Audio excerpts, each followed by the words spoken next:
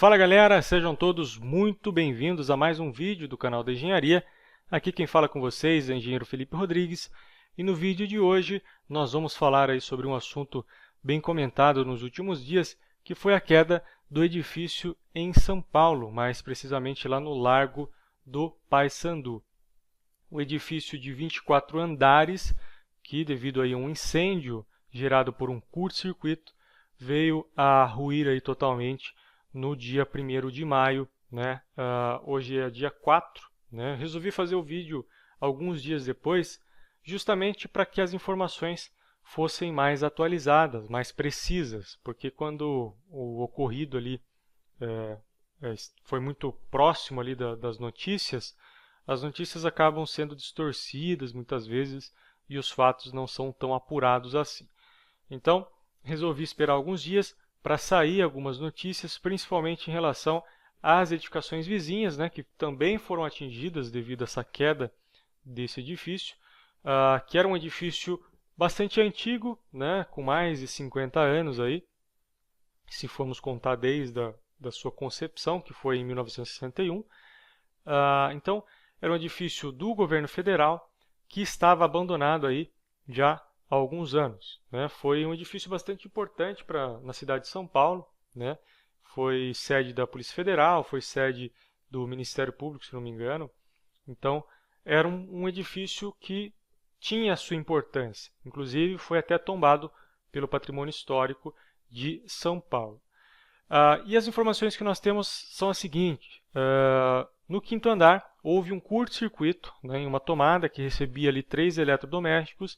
Pelo comentário ali de uma das moradoras, né, havia uma geladeira, um televisor e também um aparelho de micro-ondas ligados em uma tomada. Então essa tomada, logicamente por falta de manutenção do edifício, por ser também um edifício bastante antigo, provavelmente houve esse curto-circuito por sobrecarga na rede elétrica que ocasionou as chamas.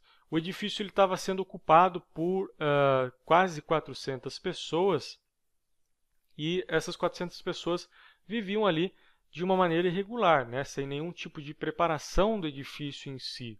Inclusive, elas utilizavam ali o fosso do elevador como uma espécie de lixeira gigante. Então, eles iam fazendo ali o depósito de lixo, de madeira, de resíduo doméstico, né? Então, a gente sabe que esses resíduos são muito inflamáveis. Nós temos ali sacolas plásticas, nós temos madeira, até os próprios gases que são exalados aí por esse lixo são muito inflamáveis e também pode ter ajudado aí na propagação do incêndio. Até porque o fosso do elevador é uma das únicas áreas da edificação que tem ali uma ligação direta entre todos os pavimentos. Então, quando há uma chama ali naquele fosso do elevador, ele se espalha muito rapidamente para todo o restante da edificação. Quem trabalha com estrutura sabe que quando a gente vai dimensionar uma estrutura de acordo com as normas mais atualizadas, nós temos que fazer considerações em situação de incêndio. Principalmente, uma consideração muito importante é em relação ao tempo de evacuação dessa edificação. Por exemplo, nós temos lá uma edificação com uma determinada densidade de população dessa edificação. Então, nos cálculos, a gente pode determinar um determinado tempo em que a edificação deve se manter totalmente estável para que haja tempo de evacuação dessas pessoas. Seja 60 minutos, 90 minutos, isso depende diretamente do tamanho da edificação. Essa edificação, como uma edificação de 24 andares, né, eu não sei precisamente o tempo de evacuação, mas provavelmente teria que ser no mínimo 1h30 para que todas as pessoas pudessem ser evacuadas dessa edificação. Uma edificação de estrutura mista, ela é suscetível sim ao incêndio, né? Muitas pessoas acham que o concreto ele é muito mais resistente do que o aço ao incêndio. Muitas vezes, né, logicamente depende da estrutura de aço, se não tiver nenhum tipo de tratamento de superfície, ela vai ser muito mais resistente mesmo, né? O concreto, no caso, vai ser muito mais resistente que o aço. Porém, o concreto ele tem uma grande problemática que é em relação à diminuição de seção devido ao spalling, né, dessa camada de compressão, né, e a própria camada de proteção das armaduras devido à temperatura alta, né?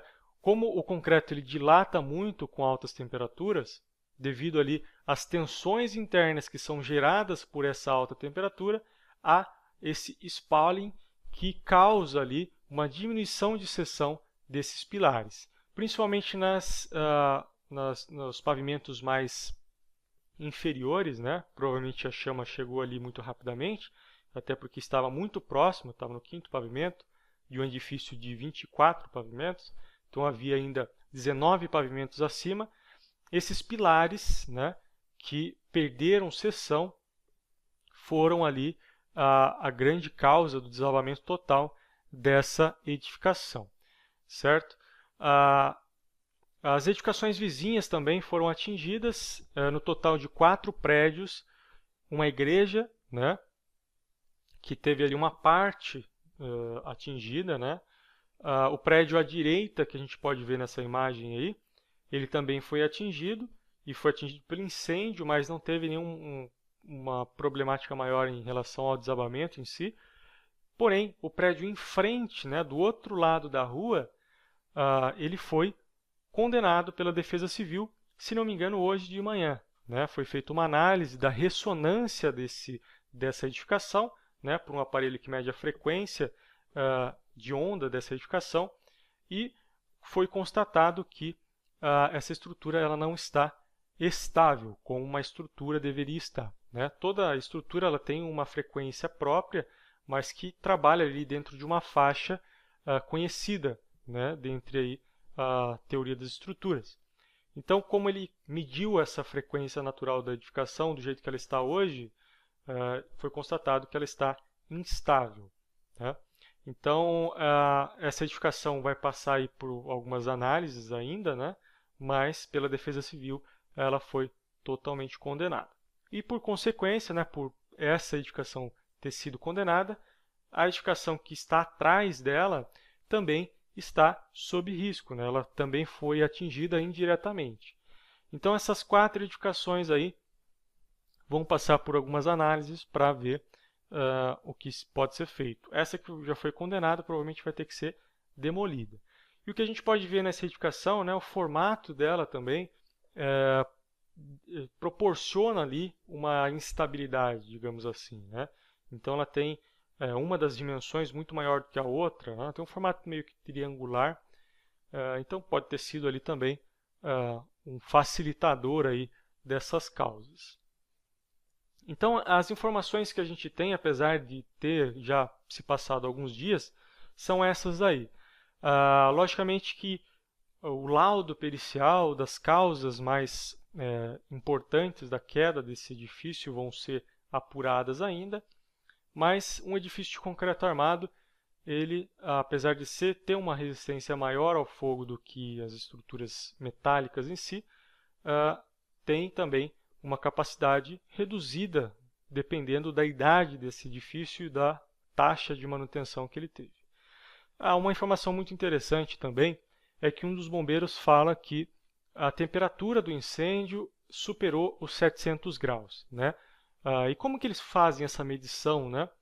Será que algum bombeiro vai lá com algum termômetro no momento do fogo para fazer essa medição? Não. A medição é feita indiretamente através da checagem ali do ponto de fusão de alguns elementos que estão dentro da edificação, né? Por exemplo, como ele falou que a temperatura ultrapassou os 700 graus, ele pode ter usado, por exemplo, o ponto de fusão do alumínio. O alumínio ele tem um ponto de fusão mais próximo, acredito eu, dentre os elementos comuns dentro de uma edificação, do ponto de fusão da temperatura de 700 graus, né?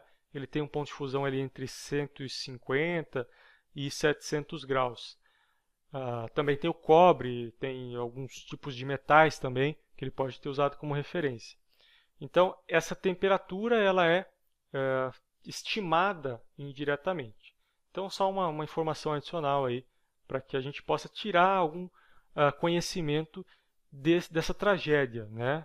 Felizmente, oficialmente só uma pessoa desaparecida, né, pelas informações que eu tenho, Se eu estiver errado, por favor, me corrija aí nos comentários.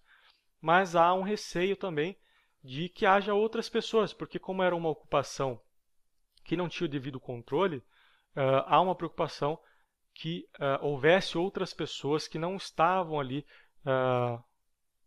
cadastradas, digamos assim, no controle dessas pessoas aí. Então, por isso eles estão fazendo buscas ainda por sobreviventes, né? O que é difícil, infelizmente, né? Já se passaram alguns dias, mas não é impossível. Então a gente tem que torcer aí. Primeiramente, eu torço para que não haja ninguém ali dentro dos escombros, mas a gente já sabe que pelo menos uma pessoa está dentre os escombros ali.